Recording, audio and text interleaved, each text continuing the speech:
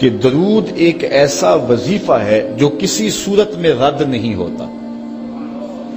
چونکہ ہم یہ کہتے ہیں اے اللہ اپنے پیارے نبی پر رحمت نازل فرما، وہ تو پہلے ہی فرما رہا ہے، تو ہم کہیں یا اللہ اپنے نبی پہ رحمت نازل فرما، تو کیا اللہ فرمائے گا کہ میں نہیں فرماتا؟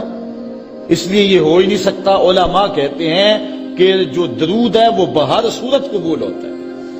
اس لیے حضرت عمر رضی اللہ تعالیٰ عنہ فرماتے ہیں کہ دعا کو درود کے ساتھ جوڑ لو، درود تو قبول ہونا ہی ہونا ہے، تمہاری دعا بھی قبول ہو جائے گی.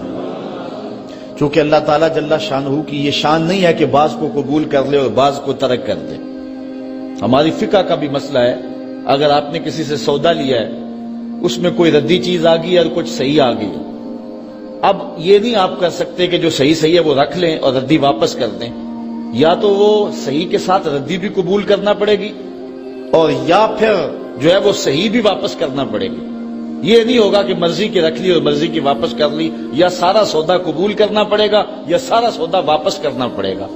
تو اللہ تعالیٰ جل شانہ کے حضور جب درود کے ساتھ دعا مانگی جائے تو پھر اللہ تعالیٰ جل شانہ اس دعا کو چھانٹ کے الگ نہیں کرتا کہ میں نے یہ نہیں قبول کرنی. درود کے ساتھ جو مانگی ہوئی دعا ہے اللہ وہ بھی مستجاب فرما لیتا ہے، وہ بھی قبول فرما لیتا ہے. درود پاک وہ بابرکت عمل ہے کہ جو اہل ایمان کو تعلیم دیا گیا. علماء نے لکھا کہ زندگی میں ایک مرتبہ درود شریف پڑھنا فرض ہے، اور جب حضور علیہ السلام کا نام لیا جائے اس وقت درود پڑھنا واجب ہے. اس کے علاوہ بھی وجوب کے اور بہت سارے مقامات علماء نے بیان کیے، اور نمایاں 40 مقامات علماء نے بیان کیے جہاں درود شریف پڑھنا مستحب ہے. لیکن بعض مقامات پہ درود شریف پڑھنا مکروہ بھی ہے، جس کا باتھ روم اور اس قبیل کے اور مقامات اور جگہیں اور جو ہے وہ احوال ایسے ہیں جہاں درود شریف نہیں پڑھا جائے گا. باقی درود شریف وہ بابرکت وظیفہ ہے، وہ مقبول بارگاہ عمل ہے کہ جس کو جتنی بار مرضی پڑھو، ایک تو طبیعت میں اکتاہٹ نہیں ہوتی، انسان تھکتا نہیں، اور دوسرا اس عمل کی برکتیں اتنی ہیں، اس کا ثواب اتنا ہے کہ حضور نبی رحمت صلی اللہ علیہ وسلم کا فرمان حضرت ابو ہریرہ رضی اللہ تعالی عنہ سے سماعت کر لیجئے کہ حضور علیہ السلام نے ارشاد فرمایا من صلی علیہ صلاۃ واحدۃ صلی اللہ علیہ عشرا، جو میرے اوپر ایک مرتبہ درود پڑھتا ہے اللہ تعالیٰ اس پہ 10 رحمتوں کا نزول فرماتا ہے. یہ اس بابرکت وظیفے کا نتیجہ ہے جو بندہ مومن کو نصیب کر دیا جاتا ہے. دوسری روایت حضرت انس بن مالک رضی اللہ تعالی عنہ سے مروی ہے ان النبی صلی اللہ علیہ وسلم قال من ذکرت عنده فلیصلی علی ومن صلی علی مرۃ صلی اللہ علیہ بها عشرا. حضور نے فرمایا کہ جس شخص کے سامنے میرا ذکر کیا جائے اس کو میرے پہ درود پڑھنا چاہیے، اس لیے کہ جس نے میرے اوپر ایک مرتبہ درود پڑھا اللہ تعالیٰ اس پہ 10 رحمتیں نازل فرماتا ہے. علماء نے ایک بڑی خوبصورت بات لکھی، وہ کہتے ہیں کہ اصل درود پڑھ کر کے اپنے لیے رحمتیں طلب کرنا ہوتا ہے رب سے، چونکہ مصطفیٰ کریم علیہ الصلوۃ والسلام ہمارے درود کے محتاج ہے. بندہ کہ میں درود پڑھ رہا ہوں، جب ہم نہیں تھے اس وقت بھی مصطفیٰ پہ درود پڑھا جا رہا تھا.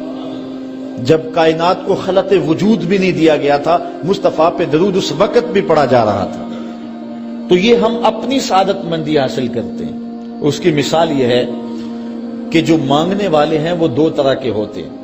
سورۃ الفاتحہ کی تفسیر میں میں نے مختصر بات آپ کے سامنے اس عنوان سے رکھی تھی. ایک وہ ہے کہ جو ڈائریکٹ دروازے کو دستک دے کے صاحب خانہ سے مانگتے ہیں، صاحب خانہ اپنی توفیق کے مطابق اس کو دے نہ دے اس کی مرضی. اور مانگنے والوں کا ایک اور طریقہ ہوتا ہے کہ وہ مانگتے نہیں، کسی شخص کے دروازے پہ کھڑے ہو کے اس کو دعائیں دینے لگتے ہیں، تیرے بچوں کی خیر، تیرے والدین کی خیر، جہاں دادے پر دادے سے شروع ہوتے ہیں اور نیچے نسل تک آتے ہیں. تو وہ جب دعائیں مانگ رہے ہوتے ہیں تیرے خاندان کی، تیری جد کی خیر، تو گھر والا سمجھتا ہے جو ہمیں دعائیں دے رہا ہے اصل خود خالی جھولی لے کر آیا ہے، یہ کچھ مانگنا چاہتا ہے۔ تو کوئی شخص اللہ کی بارگاہ سے مانگنا چاہے، اللہ تو اولاد سے پاک ہے، تو اس کے محبوب کی خیر مانگو، اللہ تعالیٰ ایک بار خیر مانگو گے 10 رحمتیں جھولی میں ڈال دے۔ تو یہ مانگنے کا ایک مہذب طریقہ ہے جو اہل ایمان مانگتے ہیں۔ اس لیے اگر سارے وظیفے چھوڑ کے صرف درود پڑھا جائے تو یہ کیسا عمل ہے۔ حضرت ابی بن کعب رضی اللہ تعالیٰ عنہ سے مروی روایت ابھی آ رہی ہے، آپ دیکھیں گے کہ یہ کتنا بابرکت وظیفہ ہے جس کی تعلیم حضور ارشاد فرما رہے ہیں۔ حضور علیہ السلام کا ایک اور فرمان سنیے جس کو امام طبرانی نے اپنی موجم میں روایت کیا ہے۔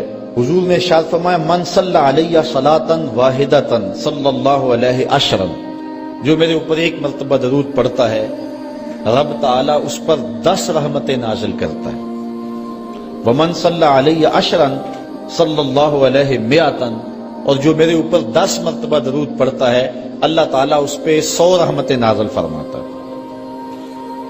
ومن صلی علیہ مئۃ کتب اللہ بین عینیہ براۃ من النفاق وبراۃ من النار، اور جو شخص میرے اوپر 100 مرتبہ درود پڑھتا ہے اس کی 2 آنکھوں کے درمیان لکھ دیا جاتا ہے یہ بندہ منافق بھی نہیں ہے دوزخی بھی نہیں ہے، یہ نہ منافق ہے اور نہ دوزخی ہے، نفاق سے اور دوزخ سے بری لکھ دیا جاتا ہے۔ وَأَسْكَنَهُ اللَّهُ يَوْمَ الْقِيَامَةِ مَعَ الشُّهَدَاءِ، اور اللہ تعالیٰ جل شانہ قیامت کے دن جس مرتبے پر شہداء کو ٹھہرائے گا اسی مقام پہ درود پڑھنے والوں کو ٹھہرائے گا۔